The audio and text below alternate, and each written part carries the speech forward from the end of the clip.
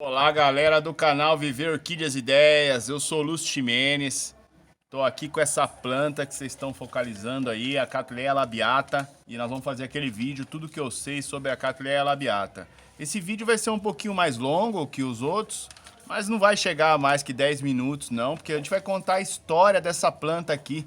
Essa é a rainha do Nordeste, a Cattleya que foi descoberta em 1818, foi a primeira a florescer lá na Inglaterra, e que causou um alvoroço enorme na comunidade orquidófila daquela época.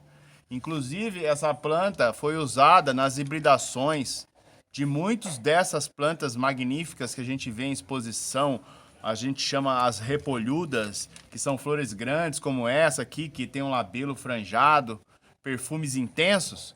Pois é, descobriram agora, elas vieram todas aí da Cattleya labiata e das outras monofoliadas, a outra Varneri, entre outras, né? Tem Gaskeliana. Quem gosta de Cattleya conhece. São mais de 100 espécies, né? De Cattleya, que já descobriram até hoje. E dividido em dois grandes grupos, as monofoliadas e as bifoliadas. A Cattleya labiata, a Varneri, são flores grandes, são todas monofoliadas e são bem resistentes à luz. Vocês podem ver que eu estou fazendo vídeo aqui meio-dia, para vocês verem aqui a intensidade da luz sobre um sunbird de 50%. Essa planta vegeta magnificamente, pessoal. Então você pode cultivar ela nesse esquema na sua casa e dando bastante umidade. Está chovendo todo dia aqui.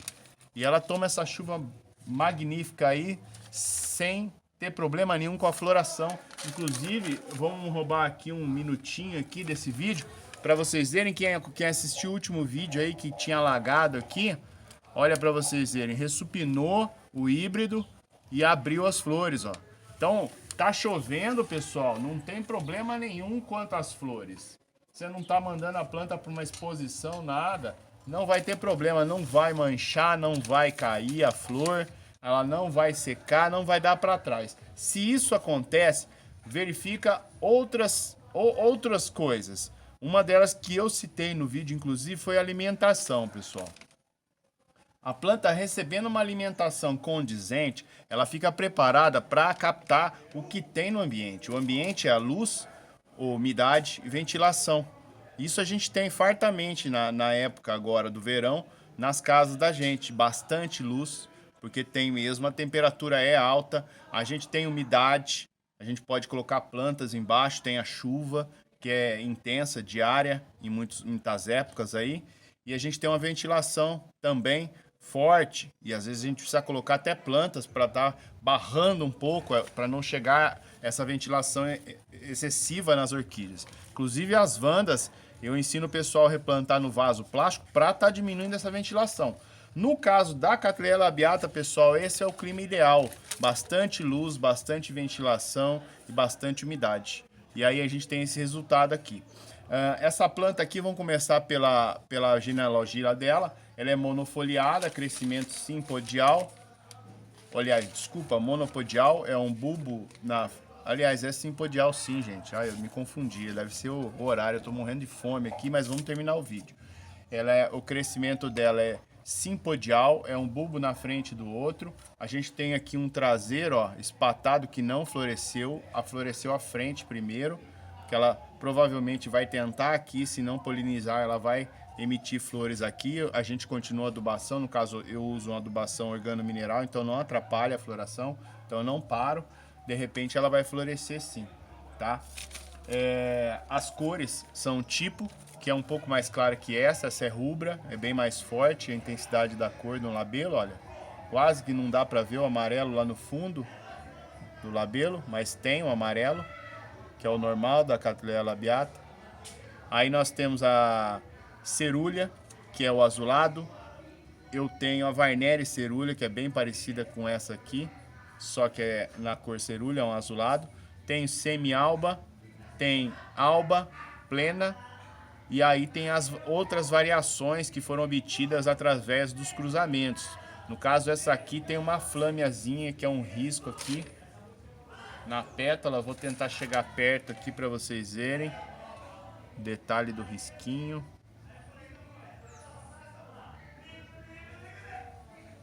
Pronto.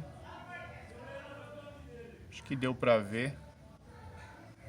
Aí a gente tem a variedade, no caso, flâmia, suave, suavíssima, isso aí com color. Isso aí vai sendo obtido através de cruzamentos e através das plantas que foram coletadas lá na época antiga da natureza. Na época, inclusive, que não era proibido a coleta. E a gente vai falar agora sobre a história dessa planta aqui e como ela viveu 70 anos escondida, mais de 70 anos escondida dos coletores.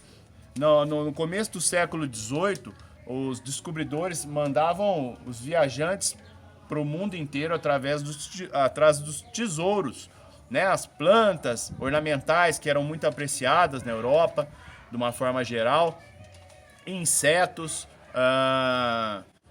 pedras preciosas e animais exóticos, né? Porque depois que vem o dinheiro, aí vem os desejos. Então, tudo que tem no mundo novo, que era chamado na época, interessava a Europa. E eles viajavam atrás disso. E indiscriminadamente retiravam tudo que eles conseguiam, né? Então, se chegasse num local com muita planta, eles tiravam tudo. E não queriam saber, não. Por quê? Eles estavam aprendendo a cultivar naquela época lá. Inclusive, eu tenho no blog um texto que eu falo bastante sobre isso. Eles usavam substratos muito ruins na época lá e cultivavam em estufas aquecidas a gás, e isso matava as plantas assim de uma forma geral. E a Cattleya labiata foi uma das que foi a primeira Cattleya que floresceu na Europa. Então você imagina, ela aguentava até isso, pessoal, né? E causou um grande alvoroço na época lá e o pessoal queria saber da onde é essa planta. E essa planta foi coletada por William Swenson em 1818, em Pernambuco. Só que ele mandou a carga lá para a Europa e não falou que estava saindo de Pernambuco, a Viars. O pessoal até sabia que chegou a carga de Pernambuco. Mas as plantas foram no meio de outras coisas e elas não era época de floração, então elas não causaram nenhum, vamos dizer, nenhum interesse, né? Não era uma coisa comum, né? Orquídea. Eles captavam muito orquídea no mundo todo e levavam para a Europa. Foi lá que começou as hibridações e isso disseminou para o mundo inteiro depois, né? E graças a Deus no habitat ainda se acha as orquídeas. Não chegou a acabar, não. Mas aí a gente continua a história e no final eu vou contar por que parou a coleta na natureza. Então, depois de 1818, William Swenson continuou a coleta e desceu para o Rio de Janeiro, lá para a região da Serra dos Órgãos. E nessa época, essa planta floresceu lá nas estufas de William Cattleya, que foi o dono dessa planta aqui, na época aí da nomenclatura dela, da taxonomia, onde foi identificada e nomeada, né? E ele mandou uma carga do Rio de Janeiro para a Europa e foi para Nova Zelândia, de lá direto. E isso eu acho que causou a grande confusão, porque a carga chegando do Rio de Janeiro, a notícia que chegou lá é que Swenson tinha mandado a carga dele do Rio de Janeiro. E essa planta florescida lá, o pessoal achou que ela tinha vindo também do Rio, porque ela veio na primeira carga do Swenson. E até esperar o Swenson voltar da Nova Zelândia, eles começaram a mandar os coletores para o Rio de Janeiro. E, por incrível que pareça, Swenson morreu na Nova Zelândia. Porque a floresta não é brincadeira, pessoal. A floresta tem de tudo. Tem cobra, tem bicho. Imagina a Austrália, né? Os maiores perigos do mundo estão lá. Hoje a gente sabe disso. Então ele morreu lá na Nova Zelândia e levou com ele o segredo da onde estava essa planta. Eles cansaram de procurar essa planta no Rio de Janeiro, na região, e não acharam. E então ela ficou por mais de 70 anos escondida na natureza. Não acharam de jeito nenhum, pessoal. Jamais ia imaginar que ela estava em Pernambuco, lá no Nordeste brasileiro. E aí o que aconteceu? Uma coincidência novamente, em 1889, um coletor de insetos, que foi mandado de um senhor de nome Moreau de Paris, achou aí umas plantas floridas, provavelmente era essa época, começo do ano, e achou interessante mandar junto para agradar aí o seu patrão. E o pessoal chegando lá identificou ela como Cattleya labiata, e aí perguntaram, mas como assim? Ela estava em Pernambuco? Aí finalmente foi encontrado o habitat dessa planta, e aí você imagina só, né? Vieram um alvoroço para arrancar o que puderam aqui. E aí apareceram as outras variedades naturais, né? A alba, semi-alba. Mas graças a Deus hoje a gente está aqui no Brasil, ó, e pode ter essa planta em casa. Só que a gente tem que comprar em orquidários. Essa planta eu comprei bem nova. Tá vendo aqui, ó? E ela foi crescendo no vaso. É bem interessante o tipo de crescimento, né? Um bulbo na frente do outro, até chegar à floração. É a segunda vez que ela floresce. A primeira floração dela foi um pouco menos flores e não foi tão armada, tão bonita. Agora ela já melhorou, tá vendo? Então são 3 florações para a gente poder chegar nesse resultado aqui. Pessoal, essa planta foi vendida por preços caríssimos na Europa. Quando ela estava aí no auge aqui no Brasil também era muito caro. Hoje já é mais acessível o preço. Quanto mais nova a muda, mais barato é. E aí você tem a chance de adaptar ela na sua casa antes dela florescer, que é o que eu faço. Eu compro a planta com 1, 2, 3 anos para florescer, cultivo em casa. Já perdi planta nesse período, mas aí eu ia ter certeza que se eu tivesse comprado ela florida, eu ia ter gastado mais dinheiro e ela poderia ter morrido no ano seguinte, e aí eu ia ter perdido a planta, sentido essa perca, né? E gastado mais dinheiro. Então, o ideal de quem gosta de orquídea é aprender a cultivar. Então, comprem a planta mais nova, mais jovem, adaptem ela no cultivo doméstico. Sigam aqui a gente no canal, Viver Orquídeas e Ideias, que eu ensino isso para vocês. Ensino a dividir, a replantar, a adubar. E aí você vai poder ter essas plantas magníficas aí no seu cultivo e vai poder dividir, fazer novos vasos. Quer dizer, o dinheiro que você investe, você vai ter um retorno aí imensurável. Pessoal, eu vou mostrar agora a Cattleya Varneri aqui para falar para vocês, que eu prometi no final do vídeo, a diferença entre as duas plantas. A Varneri e a Labiata, elas são prima-irmãs.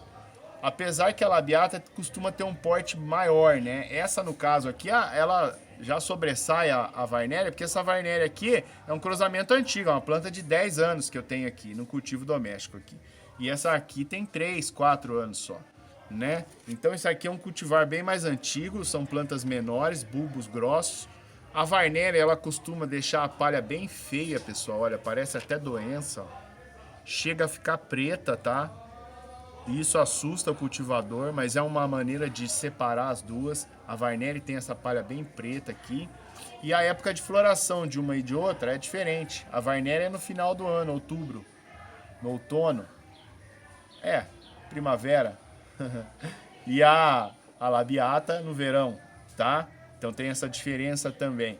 E a terceira diferença, que é bem interessante, e isso aí ajuda a cultivar, é que a Labiata, ela costuma enraizar o bulbo que vai florescer antes de florir. Então ela está crescendo, o bulbo já começa a emitir raiz. Observem bem suas Cattleyas, tá? E a Varneri não. O bulbo aqui, olha, pode ver aqui, pessoal, esse bulbo que eu tô com o dedo aqui, não tem raiz. E ele vai assim até a floração, e depois é que ele emite raiz, tá? Então é muito mais fácil você ver um camalhaço de flor de Labiata e mais difícil de ver de Varneri. Apesar que a Varneri, quanto mais frentes, né, mais flores vêm também. Pessoal, se vocês gostaram do vídeo, deixa o joinha para poder aí reforçar o canal, aí ajudar o canal a ser divulgado pelo YouTube. Se você não é inscrito, quer se inscrever, aproveita aí, clica aí no sininho para o YouTube te avisar dos novos vídeos, tá? E segue a gente lá no Instagram, no Facebook, tem uma página no Pinterest também, tá? Lá eu compartilho os vídeos, fotos, textos, e tem o blog, que é o viverorquideasideias.blogspot.com, tá? Quem gosta de texto com foto, tem alguma coisa lá, tem uns 50 textos antigos lá, vamos voltar a escrever os textos novos lá. Então acompanhe a gente em todos esses links aí, ó. E se você gostou muito aí, acha que vai ajudar as outras amigos a cultivar Cattleyas grandes como essa aqui, ó, compartilha aí na rede social, tá? Um beijo pra vocês, até o próximo vídeo.